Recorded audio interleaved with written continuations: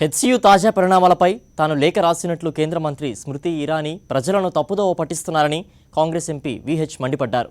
2014 నవంబర్లో తాను HCU board సభ్యుడిగా విద్యార్థుల ఆత్మహత్యలు, 5 కోట్ల నిధుల దుర్వినియోగం, భూముల కబ్జా వంటి 6 అంశాలపై లేఖ రాశారన్నారు.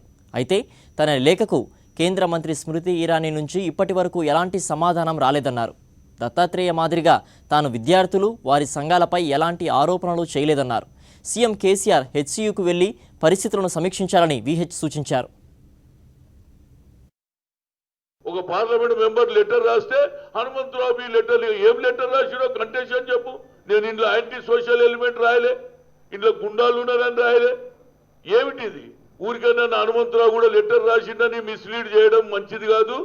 నేను లెటర్ కంటెన్షన్ ఏందో చదవండి, లెటర్లో సబ్జెక్ట్ ఏందో చదవండి.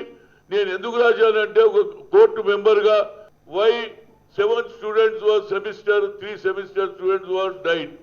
At what reason they died? And another thing, misappropriation 5 crores and whatever the building, everything I wrote at this thing. ఆమె ఏమంటదంటే దత్తాత్రేయ కూడా రాసిండు లెటరు, హనుమంతరావు కూడా రాసిండు. మరి నా లెటర్కు ఆ లెటర్కు చాలా వ్యత్యాసం ఉన్నది.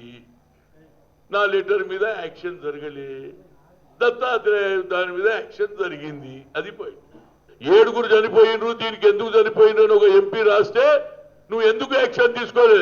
ఇప్పుడు ఏమంటున్నావు?